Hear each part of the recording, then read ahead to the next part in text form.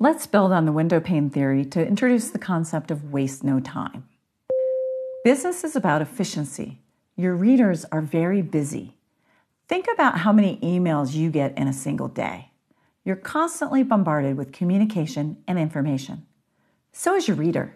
Not only will they thank you for being efficient and saving them time, if you give your reader too much to read, you might be ignored or simply lost in the shuffle. Let me repeat that. It doesn't matter how well you write. If you give your reader too much to read, you might not get read at all. So we always work towards the idea of keeping the reader's schedule in mind. We always write for an end reading experience that is efficient for our reader. It's not just a courtesy to be as clear and concise as possible. It's actually essential for your success. The irony, of course, is when I say waste no time, I don't mean that you don't take time. You actually have to take extra time to save your reader time. Good writers exert the effort to make reading efficient for their audience. You need to work intentionally through design and revision to create a short document for your reader.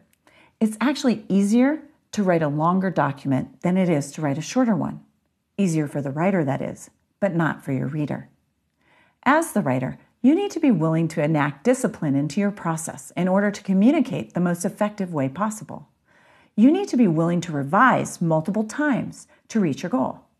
Shorter, well-organized documents with clear and direct writing get ideas across quickly and make you and your ideas look good. I have to agree, and it's the same for public speaking.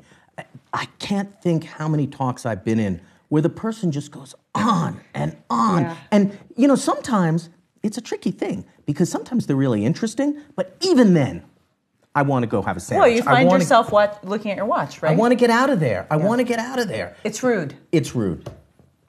So how do we go about saving our reader time? It's not that hard. Future lessons in this course will give you specific techniques for making your writing more efficient.